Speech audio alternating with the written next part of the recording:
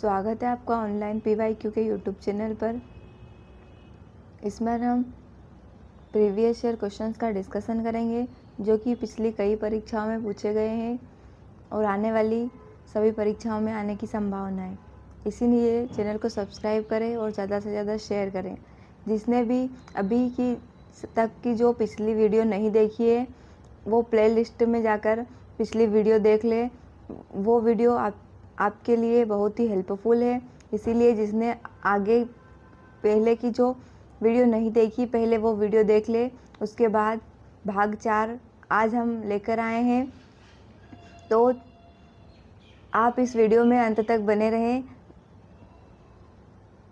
और ज़्यादा से ज़्यादा शेयर करें। आज हम नीति निर्देशक तत्व DPSP के से संबंधित महत्वपूर्ण प्रश्न और उनके उत्तर देखेंगे जो कि आपके लिए बहुत ही हेल्पफुल होने वाले हैं। तो आइए देखते हैं हम। पहला प्रश्न है हमारा, भारतीय संविधान के किस भाग में नीति निर्देशक तत्वों का उल्लेख है? तो किस भाग में उल्लेख है? इसका आंसर हो जाएगा भाग 4 में। नेक्स्ट है, भारतीय संविधान के किन अनुच्छेदों में नीति निर्देशक तत्वों का वर्णन है? तो भारतीय संविधान के अनुच्छेद नंबर 36 से 51 तक के जो अनुच्छेद हैं उनमें नीति निर्देशक तत्वों का वर्णन दिया गया है। नेक्स्ट क्वेश्चन देखेंगे, नीति निर्देशक तत्व को किस देश के संविधान से लिया गया? तो ये लिया गया था आयरलैंड से। क्या नीति निर्देशक तत्व न्याय योग्य है? तो इसका आंसर हो जाएगा नहीं, वे गैर न्याय योग्य है। इसका अर्थ है कि इन्हें लागू करने के लिए आप न्यायालय नहीं जा सकते। नेक्स्ट क्वेश्चन देखेंगे, नीति निर्देशक तत्वों का मुख्य उद्देश्य क्या है? तो नीति निर्देशक तत्वों का मुख्य उद्देश्य है भारत में एक कल्याणकारी राज्य की स्थापना करना। नेक्स्ट क्वेश्चन देखते हैं, अनुच्छेद नंबर 39A किससे संबंधित है? तो ये संबंधित है गरीबों को मुफ्त कानूनी सहायता प्रदान करना। नेक्स्ट क्वेश्चन देखते हैं, अनुच्छेद नंबर 40 में क्या प्रावधान है? इसका आंसर हो जाएगा अनुच्छेद नंबर जो 40 है वो ग्राम पंचायतों के गठन से संबंधित है। नेक्स्ट है, समान नागरिक संहिता का उल्लेख किस अनुच्छेद में है? तो ये है अनुच्छेद नंबर 44 में। अनुच्छेद नंबर 45 किस विषय से संबंधित है? तो अनुच्छेद नंबर जो 45 है वो 6 वर्ष से कम आयु के बच्चों के लिए प्रारंभिक बाल्यावस्था देखभाल और शिक्षा का प्रावधान से संबंधित है। नेक्स्ट क्वेश्चन देखते हैं, कृषि और पशुपालन के संगठन का उल्लेख किस अनुच्छेद में है? तो ये है अनुच्छेद नंबर 48 में। नेक्स्ट क्वेश्चन देखते हैं, पर्यावरण का संरक्षण और संवर्धन तथा वन एवं वन्य जीवों की रक्षा का प्रावधान किस अनुच्छेद में है? तो ये है अनुच्छेद नंबर 48A में। नेक्स्ट देखते हैं, अनुच्छेद 50 का संबंध किससे है? तो अनुच्छेद 50 का जो संबंध है वो कार्यपालिका से न्यायपालिका का पृथक्करण से है। नेक्स्ट है, अंतर्राष्ट्रीय शांति और सुरक्षा बढ़ावा देने का उल्लेख किस अनुच्छेद में है? तो ये है अनुच्छेद नंबर 51 में। नेक्स्ट है, पुरुषों और महिलाओं के लिए समान काम के लिए समान वेतन का प्रावधान किस अनुच्छेद में है? तो पुरुषों और महिलाओं के समान काम के लिए समान वेतन का जो अनुच्छेद है वो अनुच्छेद 39D में है। काम की न्यायोचित और मानवीय दशाओं तथा मातृत्व सहायता का प्रावधान किस अनुच्छेद में है? तो ये अनुच्छेद नंबर 42 में है। नेक्स्ट क्वेश्चन है, किस संविधान संशोधन द्वारा अनुच्छेद 39A जोड़ा गया? 39A जोड़ा गया था 42वें संविधान संशोधन अधिनियम 1976 में। किस संशोधन के तहत पर्यावरण संरक्षण को नीति निर्देशक तत्वों में शामिल किया गया? तो ये भी 42वें संविधान संशोधन अधिनियम 1976 द्वारा, जो कि अनुच्छेद नंबर 48A में है।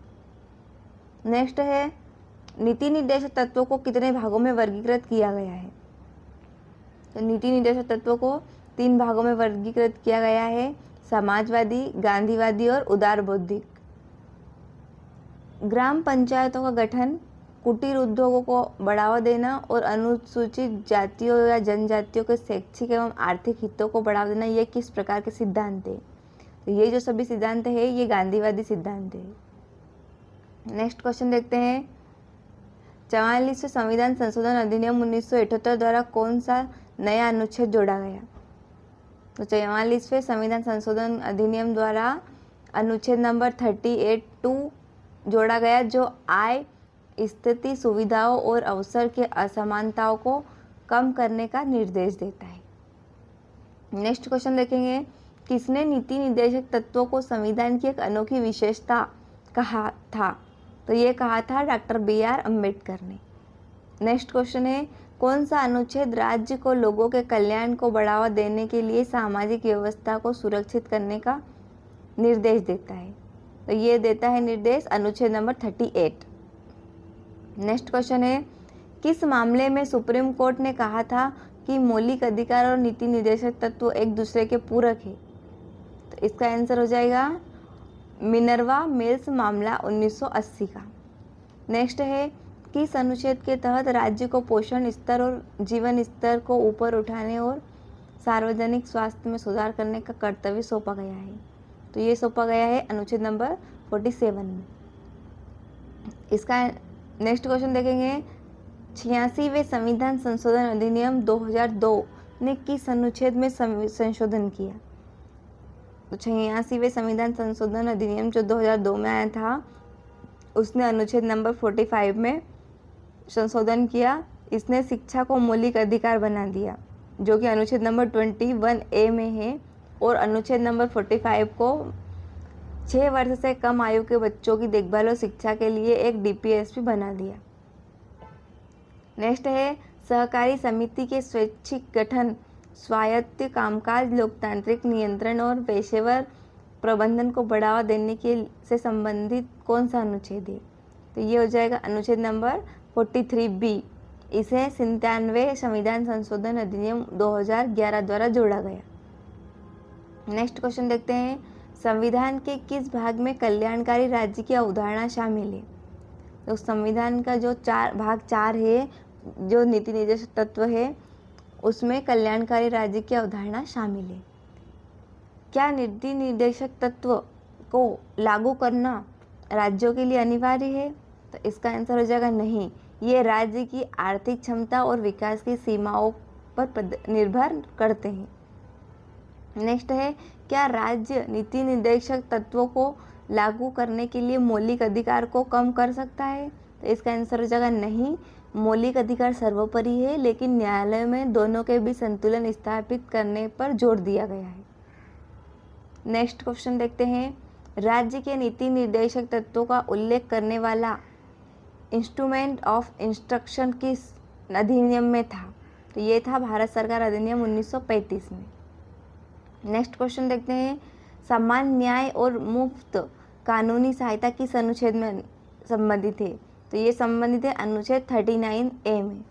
उद्योगों के प्रबंधन में श्रमिकों की भागीदारी किस अनुच्छेद से संबंधित है? तो ये संबंधित है अनुच्छेद नंबर 43A में। नेक्स्ट क्वेश्चन देखते हैं, किस अनुच्छेद में कहा गया है कि राज्य को विशेष देखभाल के साथ कमजोर वर्गों, विशेषकर अनुसूचित जातियों और जनजातियों के शैक्षिक और आर्थिक हितों को बढ़ावा देना चाहिए? तो ये कहा गया है अनुच्छेद नंबर 46 में। नेक्स्ट है, 42वें संशोधन अधिनियम 1976 द्वारा जोड़े गए नए नीति निर्देशक तत्व कौन से हैं? तो वो है अनुच्छेद नंबर 39A, 43A और 48A। नेक्स्ट क्वेश्चन देखते हैं, किस समिति ने नीति निर्देशक तत्वों और मौलिक अधिकारों के बीच संबंध का सुझाव दिया? तो ये सुझाव दिया था सप्रू समिति 1945 ने। कौन सा अनुच्छेद राष्ट्रीय महत्व के स्मारकों, स्थानों और वस्तुओं की सुरक्षा से संबंधित है? तो इसका आंसर हो जाएगा अनुच्छेद नंबर 49।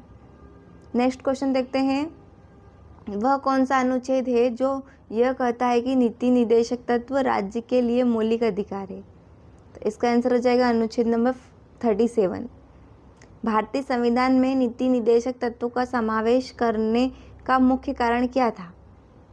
तो नीति निर्देशक तत्वों का समावेश करने का मुख्य कारण था सामाजिक और आर्थिक लोकतंत्र की स्थापना करना। नेक्स्ट है, क्या भारत में सभी नागरिकों के लिए समान नागरिक संहिता को लागू किया गया है? इसका आंसर हो जाएगा नहीं। गोवा एकमात्र ऐसा राज्य है जहां यह लागू नहीं है। नेक्स्ट क्वेश्चन देखते हैं, किस सिद्धांत के अनुसार राज्य को नागरिकों के लिए एक जीविका प्रदान करनी चाहिए? तो इसका आंसर है समाजवादी सिद्धांत। अनुच्छेद नंबर 39। अनुच्छेद 43 क्या सुनिश्चित करता है? तो अनुच्छेद जो 43 है वो सुनिश्चित करता है कि सभी श्रमिकों के लिए एक निर्वाह मजदूरी और एक सभ्य जीवन स्तर सुनिश्चित करना। नेक्स्ट है, किस अनुच्छेद के तहत राज्य को सार्वजनिक स्वास्थ्य को बेहतर करने के लिए नशीले पेयों और दवाओं के सेवन पर रोक लगाने का प्रयास करना चाहिए? इसका आंसर हो जाएगा अनुच्छेद नंबर 47। नेक्स्ट क्वेश्चन देखते हैं, भारतीय संविधान में नीति निर्देशक तत्वों को शामिल करने का विचार क्या है? तो इसका आंसर हो जाएगा एक कल्याणकारी राज्य और सामाजिक आर्थिक न्याय की स्थापना करना। नेक्स्ट क्वेश्चन देखते हैं, ग्राम स्वशासन की अवधारणा किस अनुच्छेद में निहित है? तो ये निहित है अनुच्छेद नंबर 40 में। नेक्स्ट क्वेश्चन है, 86वें संशोधन अधिनियम 2002 ने शिक्षा के अधिकार को मौलिक अधिकार बनाया, लेकिन साथ ही किस अनुच्छेद को भी संशोधित किया? तो इसके साथ में अनुच्छेद नंबर 45 भी संशोधित हुआ था। नेक्स्ट है, राज्य के नीति निर्देशक तत्वों का उद्देश्य किस प्रकार के लोकतंत्र की स्थापना करना है? तो इसका आंसर हो जाएगा सामाजिक और आर्थिक लोकतंत्र। नेक्स्ट क्वेश्चन देखते हैं, कौन सा सिद्धांत यह सुनिश्चित करता है कि आर्थिक प्रणाली इस तरह से काम करे कि धन और उत्पादन के साधनों का कुछ हाथों में केंद्रीकरण न हो? तो इसका आंसर हो जाएगा समाजवादी सिद्धांत, जो कि अनुच्छेद नंबर 39C में है। अनुच्छेद 41 किससे संबंधित है? तो अनुच्छेद नंबर जो 41 है वह काम, शिक्षा और कुछ मामलों में सार्वजनिक सहायता प्राप्त करने का अधिकार से संबंधित है। नेक्स्ट है, नीति निर्देशक तत्वों का अंतिम लक्ष्य क्या है? तो इसका आंसर हो जाएगा भारत को एक महान लोकतांत्रिक समाज के रूप में विकसित करना। नेक्स्ट है, क्या न्यायपालिका नीति निर्देशक तत्वों को लागू कर सकती है? तो इसका आंसर हो जाएगा नहीं, लेकिन वे कानून की संवैधानिक वैधता की जांच करते समय न्यायालयों के लिए सहायक हो सकते हैं। अभी हमने संविधान के भाग 4 से संबंधित में जो है वो है नीति निर्देशक तत्व, उनसे संबंधित 50 प्रश्न और उनके उत्तर देखे जो कि पिछली परीक्षा में पूछे गए थे। ऐसे ही आने वाली परीक्षा में पूछे जाने की संभावना है, इसीलिए चैनल को सब्सक्राइब करें और ज़्यादा से ज़्यादा शेयर करें। मिलते हैं अगले वीडियो में।